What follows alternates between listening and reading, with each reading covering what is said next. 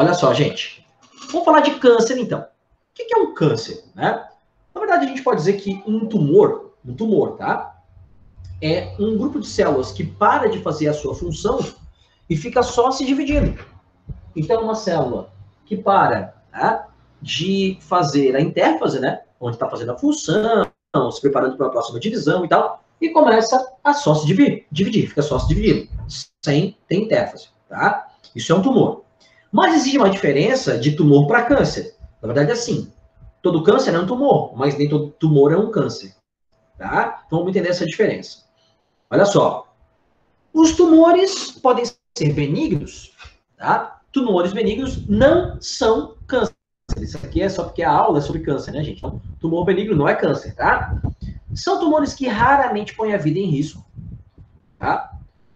Por regra geral, eles podem ser removidos por cirurgia e muitas vezes eles até regridem naturalmente. Nesses casos, tumor benigno, as células são idênticas às células funcionais do tecido. As células são exatamente iguais às células do tecido, funcionais. E não se disseminam para tecidos em volta para outras partes do organismo, ou seja, não sofre metástase. Ah, metastização, metástase. Já os tumores malignos, que são cancerígenos, são células totalmente anômalas, elas se dividem descontroladamente, elas perdem uma coisa, gente, chamada inibição por contato. Lá na aula de membrana plasmática, que foi em sala de aula ainda, foi presencial ainda, eu falei para vocês, a gente conversou, né, falou sobre glicocálix. Glicocálix é uma camada de glicídios que fica ligado nas proteínas ou no lipídio das membranas, e o glicocálix tem o principal papel de fazer reconhecimento celular, né? Então, uma célula reconhece a outra pelo glicocálix. E o que acontece num tumor benigno, cara? Olha só, o que acontece num tumor benigno? Ah, eu tenho lá um grupo de células que começou a se multiplicar, isso é um tumor, né? Multiplicar, só que o que acontece? Quando eu tenho aqui um tecido, né? Eu tenho aqui, ó, um tecido conjuntivo e aqui um tecido epitelial. Aí esse tecido epitelial começa, né, a multiplicar, começa a aumentar o número de células, esse tecido epitelial encosta no tecido conjuntivo. A gente tem, gente, o que a gente chama de inibição por contato.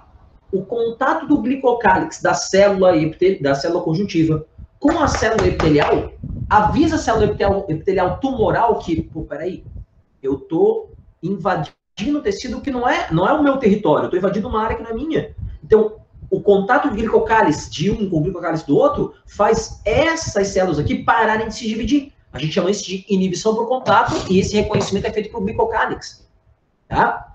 Uma célula cancerígena, que é o tumor maligno, ela perde a inibição por contato. E por que ela perde a inibição por contato? O principal motivo disso acontecer é o fato de que células cancerígenas, elas vão regredir nas suas diferenciações, elas não vão ser células especializadas num ponto. Elas quase são células tronco.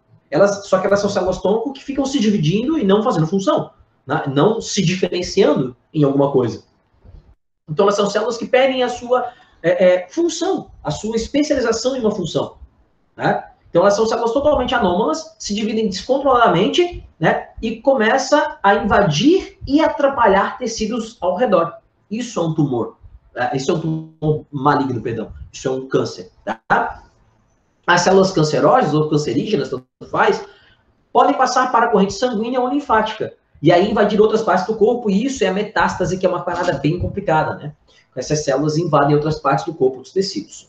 Então, gente, tumor é uma proliferação exagerada de células. Se essa proliferação, ela acontece, ela para, né? Aumentou o número de células, mas para, por inibição por contato, quando começa a invadir outro tecido, as células param aqui, né? E aí, ou fica parado, ou até às vezes regride naturalmente, tem o teu sistema imunológico mandando lá glóbulos brancos para tirar essas células em excesso, isso é um tumor benigno, cara.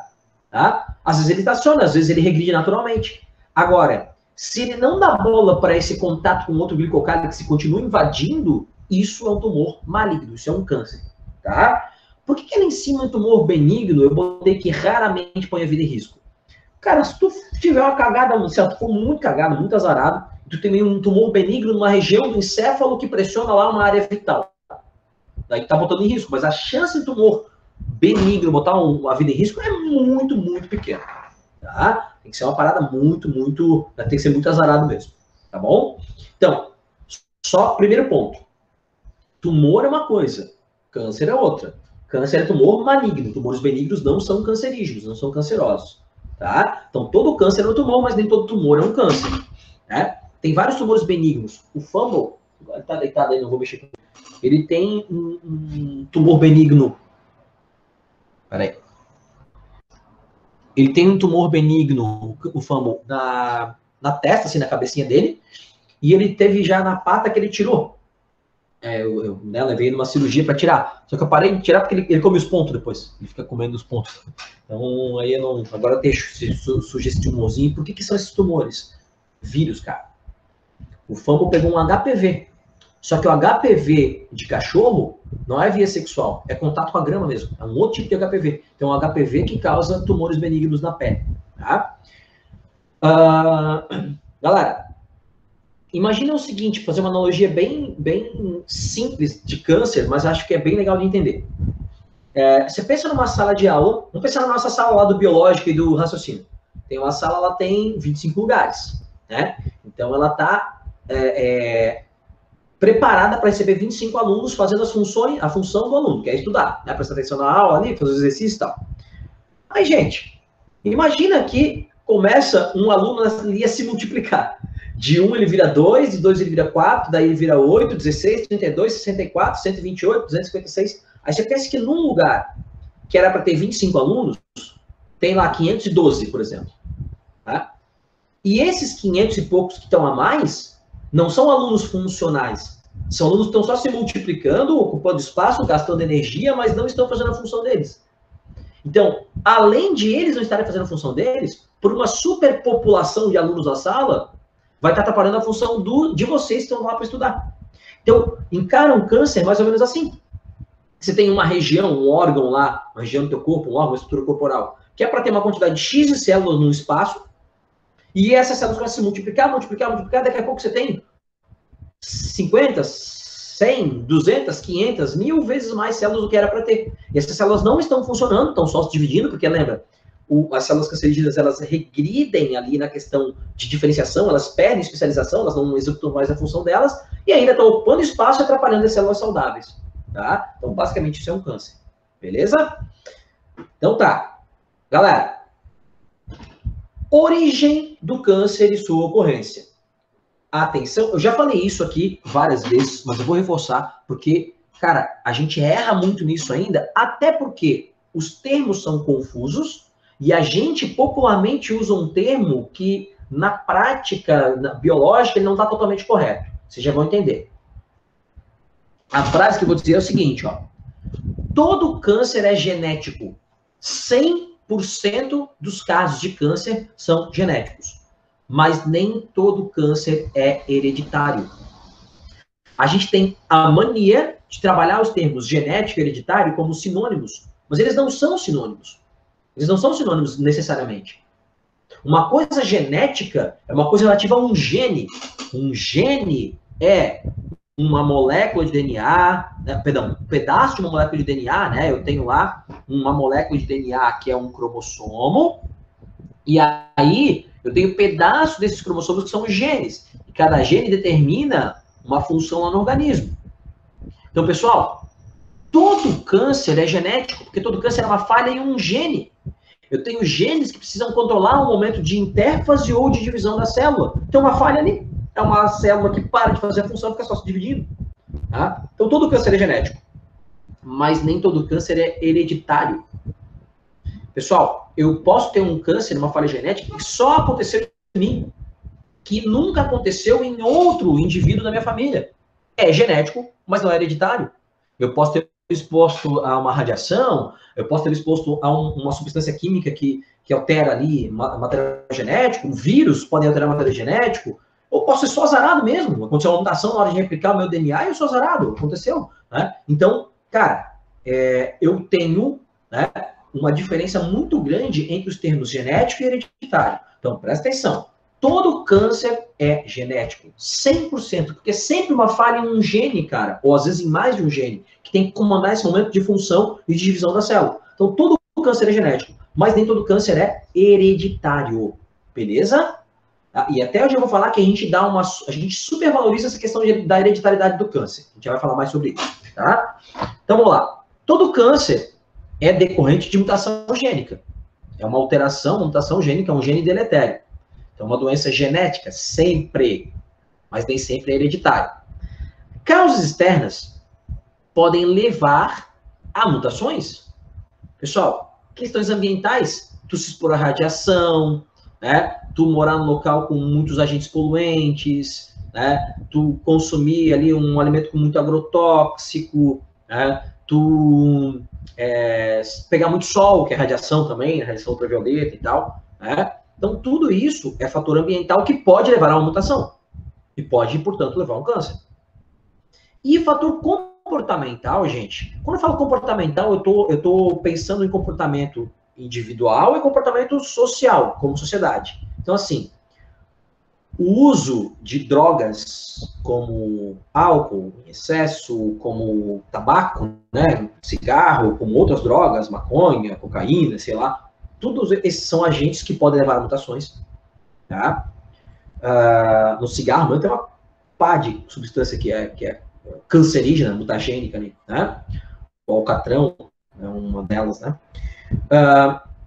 Tem a questão comportamental de que, pessoal, às vezes você tem uma falha genética que não se expressa, tem um gene defeituoso que não se expressa porque tu tem mecanismos que reparam essas mutações. A gente já falou disso em outros momentos. Então, tu ter uma vida saudável, alimentação boa, não ser sedentário, ajuda, né, a tu diminuir o risco de uma falha genética que você, porventura, tenha, seja hereditária ou não, se manifestar. Tá? Então, tem a questão comportamental de hábitos também. Beleza? Então, são causas externas. E, é claro, tem causas internas que são fatores hereditários. Né? Nem todo câncer é hereditário, mas sim, alguns casos de câncer são hereditários. Tu já nasceu com essa parada, não tem muito o que fazer. Mas é uma minoria desses casos de câncer, a gente já vai falar disso. Tá? Então, olha só. Você tem uma célula cancerosa ou cancerígena, tá? Então, você tem aqui um tecido alterado. As células que têm os vermelhinhos são células alteradas. As células que têm só o roxinho são células normais. Então, você vai aumentando a proporção de células alteradas, vai aumentando muito a proporção de células. Essas células alteradas vão invadindo outros tecidos. Isso é a metastização, que daí se desprende um grupo de células alteradas e pode ir para a corrente sanguínea e atacar outros tecidos. Tá? Então, um tumor se comporta invadindo e contaminando outras células ao redor, se não tratado. Né? Bom, no Brasil, pessoal, quais são os principais tipos de câncer, né, nos homens? Tá? Esses dados, gente, eles são de 2015, tá? É a última vez que foi feita uma pesquisa aqui, né, pegando dados assim desse tipo. Pessoal, o câncer de próstata é o principal tipo de câncer em homens. De 100% de casos de câncer em homens, tá?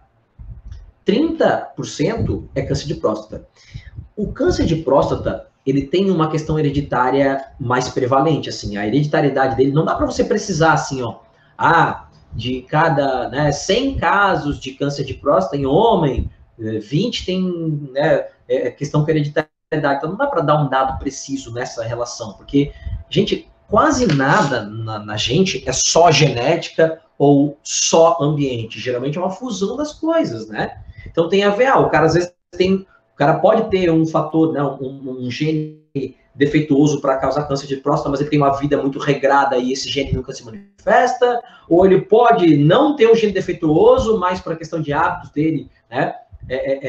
O câncer se manifesta, então isso é muito, muito subjetivo, tá? Mas o que se sabe é que a hereditariedade em caso de câncer de próstata, ela é um pouco maior do que no caso de outros tipos de câncer, de forma geral. Então, câncer de próstata, câncer de testículo, né, que até não está listado aqui, que não é muito comum, eles têm uma hereditariedade um pouco mais forte. Mas olha só, pessoal, vamos lá. Depois de próstata, qual que é o segundo câncer mais comum em homens? Com 8,8%. Câncer de traqueia, bronquio e pulmão. Galera, isso aqui não tem a ver com hereditariedade, não. Isso aqui tem a ver com tabagismo, com poluição do ar, né? Então, a hereditariedade aqui, o fator é muito pequeno, tá? Cólon e reto tem a ver com alimentação, estômago também, cavidade oral tem a ver com alimentação e com o fumo, né, o tabagismo. Esôfago tem a ver também com alimentação. Bexiga, cara, tem também a ver com conservante de alimento, agrotóxico, né, que fica ali. Laringe tem a ver com fumo também, geralmente, né? Aí os linfomas também são mais uma questão hereditária, mas veja que também não são tão, o índice não é tão alto quanto os outros tipos de câncer, tá? Beleza, gente? Então, assim, ó, às vezes a gente confunde questão de hereditariedade. Eu vou dar um exemplo para vocês. A família da minha mãe, né, a minha família por parte de mãe, todos malucos, cara. Eu não tenho muito contato com eles, porque a galera é meio doida, assim. Não, que a família que vai nas festas, um briga com o outro e tal. Então, já a família do meu pai é diferente, né? Que é a família pequena, é todo mundo muito tranquilo, muito calmo, tá? Então não tem muito contato com a família da minha mãe por isso. Até minha mãe não tem muito contato com a família dela, assim. Mas o que acontece? Na família da minha mãe, a gente tem um índice muito grande de casos de câncer de intestino e de bexiga. Mas muito grande mesmo, assim, tipo, o meu avô materno, né, o pai da minha mãe morreu disso. 3 irmãos dele morreram disso. Um outro tio teve isso também e tal. Então, é muito, muito comum. Aí você fala, isso aí é genética. Porque a gente tem essa tendência. Câncer é genética. Câncer é azar. Não é, cara. Eles eram todos agricultores. E todos eles trabalhavam com agrotóxicos muito pesados, porque é isso que a galera faz para ter rendimento na lavoura, né? Para plantar mais, ter mais, né, rendimento ali comercial, bota um monte de agrotóxico, ainda mais que agora é tudo meio... Antes não era permitido, mas eles usavam mesmo assim, né? Que não tinha uma fiscalização. E agora, né, que é permitido, então... Então, eles... Foi uma vida inteira, cara, 30, 40 anos, né, trabalhando lá no campo, usando agrotóxicos e não usando os produtos né, os equipamentos, né, de proteção individual, né, os EPIs. Tem que usar luva, tem que usar máscara, tem que usar uma roupa especial, uma bota especial. Cara, é calor, os caras vão de Havaiana, né, mexer nesse veneno ali. E aí, claro, cara, durante 30, 40 anos o corpo absorvendo aquilo, eles estando perto daquilo, na longe daquilo. Obrigado, meu amor. Ganhei um cafezinho aqui, gente. Valeu pra galerinha. Oi, gente, eu vou me separar. Aparece. E, então, assim, ó, foi uma vida inteira de hábitos ruins, né? Então, é muito mais uma questão de... Todos fumavam, todos bebiam bastante, né? Então, é muito mais uma questão de hábitos ruins de uma família inteira do que a questão só hereditária. Então, vamos tomar cuidado para não nos deixar enganar. Porque o fato de ter muito caso numa família não significa que a questão é hereditária. Para câncer de intestino, de bexiga, cara, a hereditariedade é muito pequena. O fator hereditariedade não é tão prevalente quanto para câncer de próstata, por exemplo, câncer de tireoide, né, os linfomas e tal, tá bom? Nas mulheres, pessoal, o câncer de mama feminino, por que mama feminino? Porque existe câncer de mama masculino, a gente já falou disso aqui, né? É raro o homem ter câncer de mama, porque a glândula mamária do homem é atrofiada, mas quando tem é bem difícil de tratar. Mas o câncer de mama feminino, que tem um fator hereditário bem forte também, como o de próstata, tá? É o mais comum em mulheres. Aí depois vem colo de útero, que aí, pessoal, é muito mais relacionado à contaminação por HPV. Lembra da aula de viroses, que a gente vai rever viroses e tal, mas o HPV, ele pode, dos cerca de 100 tipos que existem na espécie humana, 20 deles podem levar, né, a ferimentos que podem evoluir a tumores, se não tratados, né? E devido à constituição histológica, é muito comum de ter esses tumores em mulheres. É muito raro um HPV levar tumor em homem. Até pode, tá? Levar tumor de testículo e tal, mas não é comum, né? Então, é mais comum em mulheres. Então, o câncer de colo do útero é mais relacionado à questão de HPV. Não quer dizer que não pode ser hereditário, até pode, mas é que a chance maior é por contaminação por HPV, tá? Câncer de colo e reto, mais a ver com alimentação mesmo. Agora, eu queria que vocês prestassem atenção neste dado aqui, ó. Tireoide. Pessoal, câncer de tireoide é muito mais comum em mulheres do que em homem. Fazendo comparação entre mulheres e homens, vocês veem que no homem é que nem apareceu tireoide, tá vendo? Nas mulheres, cara, é muito comum por quê? A tireoide, além de ter toda aquela história, ela produz as tiroxinas lá, né? T3, T4, para regular ali o metabolismo basal, sono, fome e tal. Ela produz calcitonina, né? para regular a taxa de cálcio, né, nos ossos e tal. Mas a tireoide, cara, ela recebe muitos hormônios da hipófise e ela faz a distribuição. Ela faz a mensuração, a medição da quantidade desse hormônio indo para a corrente sanguínea. Então, alguns hormônios não vão da hipófise direto para o sangue, vão da hipófise para a tireoide e da tireoide para o sangue. Não é a tireoide que fabrica esses hormônios, mas ela distribui. O hormônio de crescimento é um exemplo desse. Mas temos vários hormônios hipofisários que regulam o ciclo menstrual. Ah, Marquinhos, não é só o LH e o FSH? Gente, é o que eu sempre falo para vocês, né? A gente tem a biologia do vestibular e a biologia de verdade. Então, na biologia do vestibular, a gente fala de 2 hormônios sexuais hipofisários, o LH e o FSH. Mas tem um monte. E esses hormônios passam pela tireoide. A regulação sexual, vamos chamar assim, da mulher, né? Reprodutiva, melhor dizendo, da mulher, é muito mais complexa do que no homem. O ciclo menstrual é uma parada muito mais complexa do que a fabricação de espermatozoide. E por essa complexidade ser maior, a tireoide trabalha mais na mulher. Pessoal, presta atenção no que eu vou falar aqui, ó.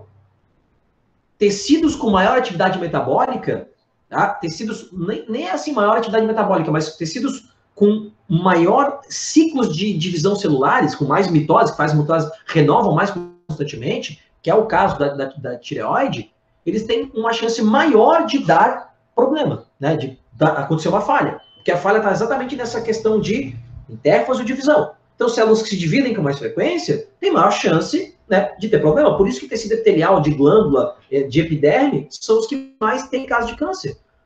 Câncer de mama, gente, é câncer de glândula mamária, tecido epitelial que se multiplica muito rapidamente. Câncer de próstata também, né? A próstata é uma glândula, tecido epitelial. E na mulher, a tireoide trabalha muito. Na mulher, a tireoide é muito, muito ativa. Muito mais do que no homem. Então, é muito mais comum caso de câncer de tireoide em mulher do que em homem. Não estou dizendo que em homem não tem, tá, gente? Faz uns 4, 5 anos, eu tive um aluno da energia, primeiro ano de ensino de 15 anos, teve que tirar a tireoide de uma cirurgia, que ele teve um tumor. Tá? Mas é mais comum em mulheres do que em homem. Aí depois vem traqueia, bronquio e pulmão, relacionado geralmente a tabagismo, né? Estômago mais a ver com alimentação também, hábitos. Ovário, que aí também pode ter uma relação aqui com HPV, mas também pode ser uma questão hereditária, né? O corpo do útero, que é o mioma, a gente vai falar depois, esse tem mais a ver com hereditariedade mesmo, mas ele é um câncer bem tranquilo de tratar, ele não é um câncer muito agressivo, tá? E aí tem os linfomas, que a gente vai falar depois, tá? E sistema nervoso central também, que aí também tem mais a ver com hereditariedade, mas veja que não é muito comum, tá? E os linfomas a gente vai falar daqui a pouquinho. Beleza? Fatores de risco. O que pode aumentar o risco de você desenvolver um tumor, gente? Vamos lá. Primeiro, tá? Uso de drogas. Uso de drogas aumenta o risco de você desenvolver um tumor. Tá? Depois, substâncias químicas de forma geral. Não de forma geral, mas substâncias químicas que tenham, né, um fator mutagênico ali. Tipo, antigamente se usava muito nitrato de prata para revelar fotografia de filme. Então, aquilo é um fator mutagênico. Aquilo tem fatores mutagênicos, né? Algumas substâncias que se usam na indústria de tintas e tal, né? Tem alguns fatores mutagênicos ali. Então, as substâncias químicas também podem levar, né, a aumentar o risco, certo? Exposição à radiação, claro. As radiações têm que ser radiações ionizantes, tá, gente? Aí vou fazer um link que vocês veem lá com o Tiagão, tá? Olha só, radiações ionizantes, tá? Que são aquelas que têm comprimento de onda maior, tá? Por quê, gente? Se você tem, tá, uma radiação não ionizante, ela não entra na tua célula, não vai conseguir alterar o teu DNA, tá? E aí, sedentarismo e alguns vírus, gente, como o HPV, tá? Eles têm a capacidade de entrar lá nas tuas células e se acoplar, né, editar, mexer no teu material genético, tá? Causando ali algumas mutações, tá? Características de uma célula cancerígena. Primeiro é a multiplicação descontrolada. Aumenta lá o número de células, né, dividindo sem parar, sem entrar em intérfase.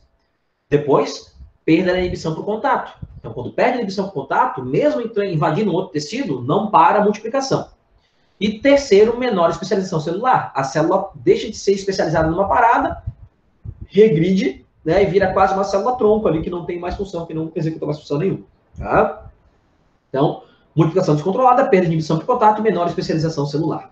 Certo? Galera, um detalhe importante, tá? É óbvio que quanto antes você detectar um tumor, melhor. Quanto mais cedo você detectar um tumor, né, um tumor cancerígeno, um tumor, né, maligno, melhor. Só que quando ele é passível de ser detectado, ele já é um câncer. Que às vezes me pergunta assim, Marquinhos, não dá para detectar um tumor antes de ele virar um câncer? Não. Tu tem o tumor benigno, que daí não vai ser câncer, e tens o tumor maligno. Mas você só consegue detectar um tumor, né, maligno quando ele já está instaurado como um câncer. Então começa a iniciação e promoção das divisões, progressão das divisões, aumentando o número de células, aí você já tem um estágio de câncer, que é quando você já tem um número, né, uma proporção aqui de células grandes, e essas células já perderam a inibição por contato e a especialização. Certo? E aí, cara, só num passo posterior é que você consegue detectar esse tumor. Então não é uma parada tão simples assim. Mas claro que esse tumor vai crescendo. Então quanto antes tu detectar, melhor. Mas só dá para detectar depois que já teve uma iniciação e promoção e progressão das divisões celulares, tá? E aqui, quando formou um câncer, é quando essas células já perderam inibição por contato e já perderam a sua especialização, tá? Bom, galera, até aqui tá tranquilo? Vocês estão quietinhos aí? Tá de boa? Deixa eu dar uma olhadinha se tem alguma mensagenzinha aqui no chat. Não? Tudo tranquilinho? Então vamos continuar. Tudo certo. Então, beleza. Vamos falar agora dos tipos de câncer, tá, gente? Olha só. Eu vou falar dos principais tipos de câncer. De novo, a gente entra naquela história, biologia de verdade e biologia do vestibular. Eu aqui estou falando da biologia do vestibular e até estou aprofundando um pouquinho mais do que o normal, tá? Só para a gente matar algumas curiosidades aqui. Mas existem vários outros tipos de câncer, tá, gente? Eu estou falando de alguns aqui, mas existem vários outros. Eu vou falar dos principais. E como é que você classifica os tipos de câncer? De acordo com o tecido que ele está atacando. Qual é o tecido que está, né, onde está rolando esse câncer? Então, um tipo de câncer que é bem comum chama melanoma. Melanoma é a alteração dos melanócitos. Melanócitos são células da epiderme que fabricam a melanina. Tá? Então, melanoma é um tumor, e a gente já sabe que é um tumor, né? Um tumor maligno aqui, dos melanócitos. Então, uma multiplicação exagerada de melanócitos. Tá? Quais são as características do melanoma? Ele causa manchas escuras, geralmente com bordas regulares. Olha aqui, ó, mancha escura com bordas regulares, manchas escuras com bordas regulares. Claro que, eventualmente, aqui a borda está irregular, né? Então, pode acontecer. Mas, assim, o padrão mais normal, manchas escuras com bordas regulares. Olha aqui, ó, bordas regulares, tá? Isso é melanoma. E aí, gente, é claro, tá, que se você detecta isso muito cedo, às vezes tu acha que é só uma pintinha, mas às vezes pode ser um tumor. Então, se é uma parada que tu vê que aumenta de tamanho, é legal averiguar, tá? E não vai fazer igual esse cara aqui dessa foto do meio, né? Vocês estão notando que aqui é o pescoço dele, gente, ó. Isso aqui é o ombro dele. Olha o tamanho do melanoma dele. Esse cara ficou muito tempo com uma parada nas costas sem ir averiguar isso no médico, né? Beleza? É claro que tem toda aquela história, as pessoas que não têm acesso, né, à saúde, ou às vezes não sabe que isso pode ser um problema sério e tal, né? Mas a questão é que ele ficou muito tempo sem, né, fazer, e aí agora já está bem mais complicado, né? Um câncer de pele, gente, lembra que é um câncer, pode metastasizar, pode ir para a corrente sanguínea, tá? Porque as células estão invadindo ali, mas na epiderme não tem vascularização, Marquinhos, mas elas invadem tecido conjuntivo abaixo e podem invadir corrente sanguínea, né? Então pode levar à morte, sim, se não tratado, né? Então isso é melanoma, tá, gente? Dos tipos de câncer de pele, ele é o mais perigoso, tá? O melanoma é o mais perigoso, beleza? Ataca melanócitos. Tem um outro tipo de câncer de pele, tá? Na verdade, assim, é um outro tipo de câncer que também pode ser na pele. Ele chama carcinoma. Carcinoma, apesar de ser um nome mais feio, ele não é tão invasivo quanto o melanoma. O melanoma é mais perigoso, tá? Então, são alterações do epitélio de revestimento ou do epitélio glandular. Aqui é de células específicas do tecido epitelial ali, que são os melanócitos, que produzem melanina. Aqui são de outras células de revestimento, né, do tecido epitelial, tá bom? Então pode ser no epitélio de revestimento, como a epiderme. Aí vejam, as manchas são mais claras, elas não são escuras, tá vendo? São mais claras. E as bordas são mais irregulares, não são tão redondinhas. Tá? Tem exceção, aqui é redondinho, tá? Mas geralmente é mais irregular, tá? E aí, pessoal, olha só. Olha o que está dizendo aqui, ó. Carcinoma, epitélio de revestimento e epitélio glandular. As glândulas são tecidos epiteliais. Então, vejam. O câncer de mama é um carcinoma. Porque, na verdade, o termo correto, gente, seria câncer de glândula mamária. Lembra que já falou disso, né? Mama é a estrutura e a glândula mamária está lá dentro. A mama, ela é músculo e gordura, né? Basicamente isso, músculo e gordura, tecido epitelial ali também e tal. Mas a glândula é outra parada. A glândula está dentro da mama. E aí, lembra que a gente já falou, o nome correto é mama, não é seio, seio é espaço, né? Lembra que seio em biologia é espaço.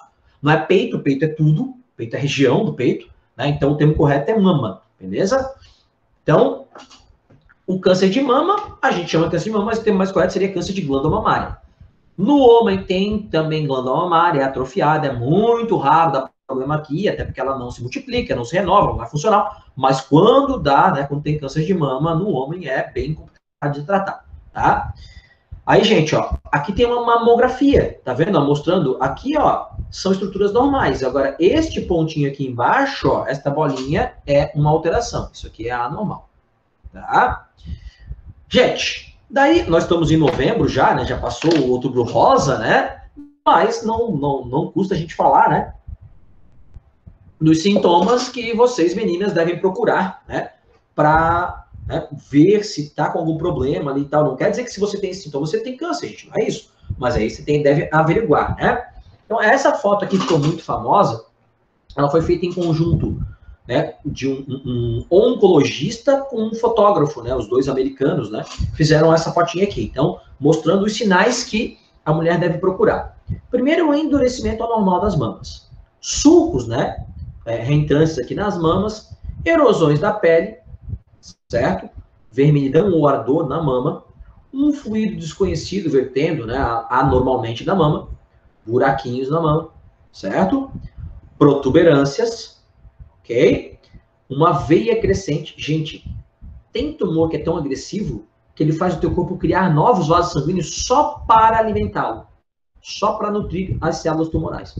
Então, é normal ter veia nas mamas, tá, gente? Agora, se é uma veia que você, né, já fez autoexame em outros momentos e tal, e não tinha reconhecido, não tinha visto, de repente essa veia surgiu, então é bom averiguar. O teu corpo pode formar veias por outros motivos, mas pode ser também por um tumor, tá? Afundamento do mamilo, assimetria entre as duas mamas. Galera, é normal que as mamas não sejam totalmente assimétricas. Nós não somos totalmente assimétricos. Então, as orelhas não são exatamente do mesmo tamanho, né? Os olhos também não são, os braços não, a perna não é exatamente do mesmo tamanho. Mas assim, se você ver um aumento dessa assimetria, né, tá ficando mais diferente uma mama da outra do que normalmente seria, é bom averiguar. A pele de laranja, o que é a pele de laranja? Ela fica mais áspera do que o normal, tá? E pode ficar meio avermelhadinha, meio laranjinha assim. E o sinal mais comum é um nódulozinho interno, palpar e sentir um nódulo interno ali. Tá? Então são os 12 sintomas de câncer de mama. Se você tem aí 1, 2 desses sintomas, já é legal, né, procurar aí fazer um examezinho para ver. Pode não ser nada, claro, né, mas para se prevenir, tá bom? Galera, o câncer de próstata também é um carcinoma, porque a próstata também é uma glândula que produz lá o líquido prostático, que é um dos líquidos do esperma, lembra? Né? Então a próstata também é uma glândula. Né? A próstata normal está aqui, e uma próstata alterada com tumor, ela aumenta de tamanho e fica enrugada, tá? Então é um carcinoma também. Aí lembra que o exame de próstata, né? O médico vai colocar o dedinho aqui, ó, né, pelo ânus, porque, mas Marquinhos, faz o PSA lá. Beleza, faz o PSA, que é o medidor químico lá, né, que está no sangue. Se o teu PSA está alterado, se ele está normal, beleza. Se ele está alterado, pode ser por N motivos, tá? Então, o teu PSA deu alterado, tu vai ver se essa alteração é por conta de um problema na próstata, né? Pô, Marquinhos, todo inchaço na próstata é efetivamente um tumor maligno, um câncer? Não, tá? Tem vários problemas de próstata que não são, né, tumores malignos. Tem um que chama displasia benigna, ele é bem comum. É um aumento, né, no número de células da próstata, fazendo ela aumentar, mas é como se fosse um tumor benigno, né? Então, assim, primeiro tu vê se tem uma alteração na próstata. Ah, tua próstata tá normal. Ah, então o teu PSA alterado pode ser por outra coisa, cara. Tá? PSA é um medidor químico que pode representar várias coisas. Ah, a tua próstata está aumentada realmente. Opa, então o teu problema é na próstata. Agora vamos ver se esse teu problema é câncer ou pode ser uma displasia só, que é um tumor benigno e tal. Tá bom? Beleza. Galera, falamos dos melanomas e dos carcinomas. Vamos falar do linfoma agora. Linfoma é tumor maligno, né? Câncer nos vasos linfáticos. Lembra dos vasos linfáticos que trazem a linfa ali, o líquido que sobra dos tecidos, dos tecidos para o coração, né? Para lá no coração jogar na corrente sanguínea, tá? Então, linfoma é a alteração dos vasos linfáticos, dos gânglios linfáticos, que a gente tem 3 pares, né? Aqui no pescoço, axila e virilha, ou dos órgãos linfáticos, que a gente já viu que fabricam lá linfócitos, o timo na frente do coração, o baço na região abdominal e as tonsilas da garganta, que a gente chama popularmente de amígdala, mas o nome certo é tonsila, né? Então, linfoma é um tumor, tá? Nos gânglios linfáticos, ou nos órgãos linfáticos, ou nos vasos linfáticos. Geralmente, né, ataca as 3 coisas. E aí o que acontece? Como você não tem a função dos vasos linfáticos é pegar o excesso de líquido dos tecidos, tirar esse líquido do tecido e jogar para a corrente sanguínea. E como esses vasos estão entupidos por um excesso de células, porque é um câncer, né? Uma multiplicação exagerada de células, eles não drenam mais como deveria. Aí a pessoa fica inchada, assim. Tá? Ou então, às vezes, se esse câncer não está nos vasos linfáticos, ele pode estar só nos nódulos, como nesse menininho aqui, ó. Tá vendo? Aí, pessoal, nós temos 2 tipos de linfoma. Os linfomas de Hodgkin e os de não Hodgkin. Essa classificação, ela se dá pela natureza das células, como o câncer progride. Então, assim, o câncer tipo Hodgkin, ele é mais agressivo. Ele é mais agressivo.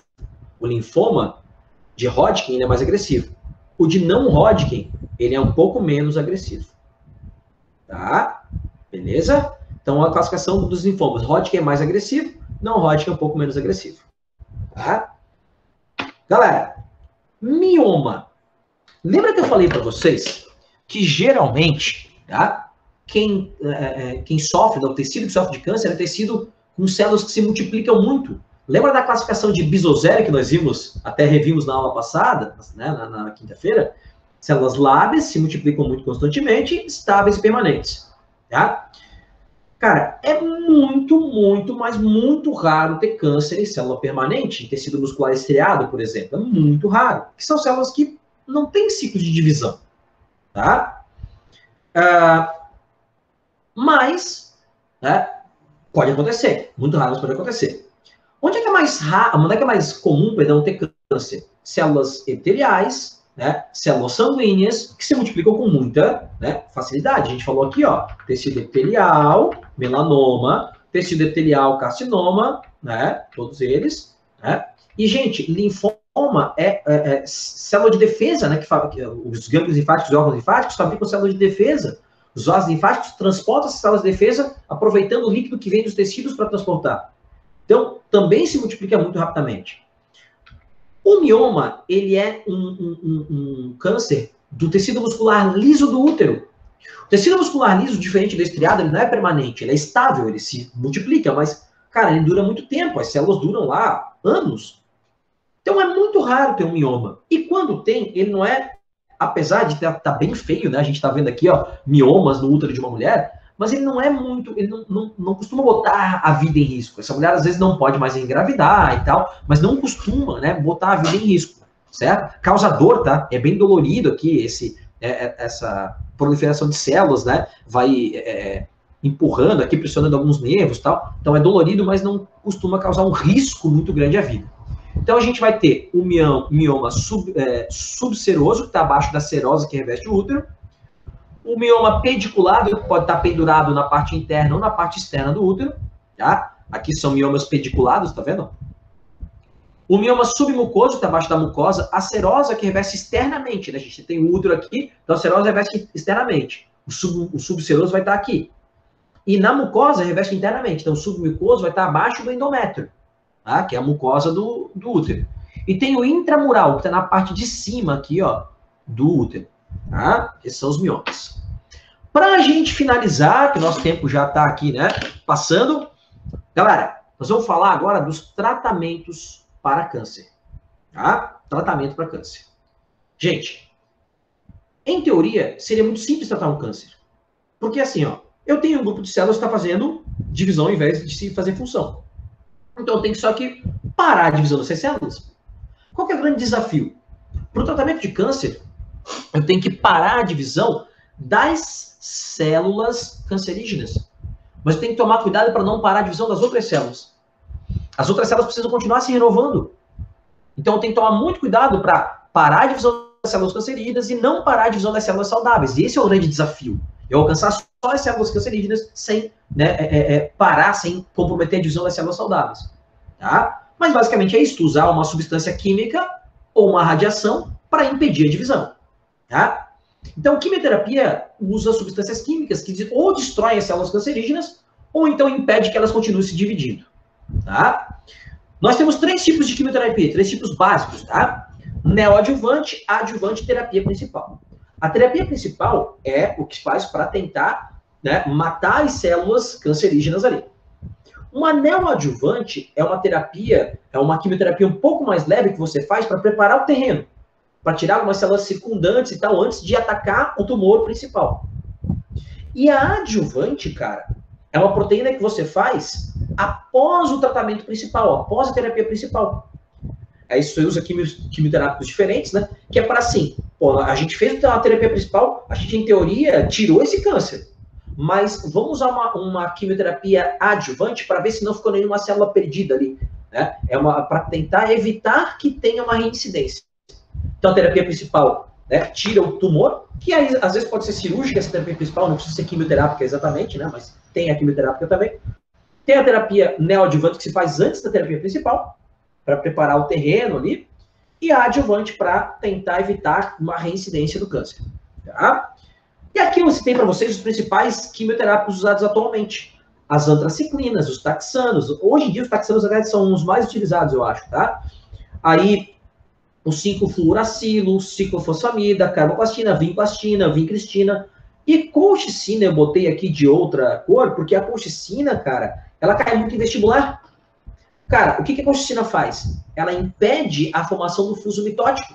Ela não deixa o fuso mitótico ser formado. Se o fuso mitótico não se forma, você não tem divisão. Então, cada quimioterapia pode atuar em diferentes pontos, né, do ciclo celular. Mas o vestibular gosta muito da colchicina. A colchicina, o que ela faz? Ela é um inibidor de microtúbulo. Microtúbulo é a principal proteína do fuso mitótico. Então, o que a colchicina faz é não deixar o microtúbulo se formar. Tá? E aí, se não se forma microtúbulo, não tem divisão. Tá bom? Beleza. Vamos falar agora da radioterapia.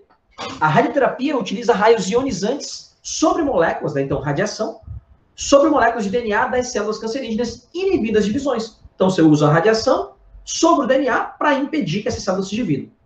Aí nós temos 2 tipos básicos, tá, gente? A terapia interna e a externa. Vamos lá. Dependendo do tipo de câncer e do estágio desse câncer, a gente vai usar uma ou outra. A terapia interna, a braquiterapia, também conhecida como terapia de radioisótopos, tá? Você vai, através dessas agulhas, botar pequenas partículas microscópicas contendo radiação para dentro do organismo, através dessas microagulhas aqui. Então, é uma parada pontual, você vai tratar, né, o câncer pontualmente. Já a terapia externa, a teleterapia, você vai submeter o teu corpo inteiro à radiação, né? Só que aí, claro, tu tá tentando atingir células específicas, é uma radiação mais levezinha, mas vai atuar em cima de todo o teu organismo, tá? Então tem a terapia interna, braquiterapia ou terapia de radioisótopos e a teleterapia, que é a terapia externa, certo? Vamos fazer só essa da CAF, tá, gente? Nosso tempo já estourou aqui. Vamos fazer só essa da CAF, daí eu vou deixar da UFSC, que é mais análise de gráfico, para vocês fazerem, tá? O câncer é uma doença multifatorial, que significa diversos fatores concorrem e podem se sobrepor, favorecendo seu desenvolvimento. Sobre o tema, analise as informações a seguir. 1.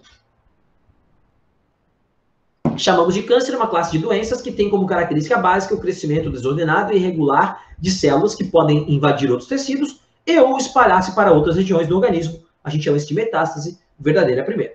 2. Em condições normais, através de um processo denominado divisão celular, as células do nosso corpo crescem, duplicam seu material genético e se dividem. Quando uma célula se divide e dá origem a duas células idênticas, o processo de divisão celular é denominado de mitose. Né? Olha só. Em condições normais, através de um processo da divisão celular, as células do nosso corpo crescem, duplicam seu material genético e se dividem. Quando uma célula se divide e dá origem a duas células idênticas, o processo de divisão celular é denominado mitose. Eu não sei porque que essa aqui está errada, cara. Acho que ela é verdadeira, eu que botei errado aqui. Tá? Vamos lá. 3. Entre os fatores que concorrem e podem se sobrepor favorecendo o desenvolvimento do câncer, citam-se tabagismo, exposição à radiação, distúrbios hormonais, alguns vírus e mutações genéticas. Verdadeira essa. Tá? Verdadeira. Tá? Essa é a 4 que eu queria comentar com vocês, pessoal. Na 4, tá? Os proto-oncogenes são genes mutados que, ao serem ativados, provocam a divisão incontrolada da célula, ocasionando a formação do tumor. Falsa, gente. Galera, proto-oncogene é gene que vai inibir a divisão de células com defeito. Então, olha só. Você tem lá uma célula que o teu corpo percebe que está com uma falha no DNA, que essa célula está... Né, é uma célula com uma tendência a formar um tumor, a se multiplicar desordenadamente. Os proto-oncogenes, eles fazem exatamente o contrário do que está dizendo na 4.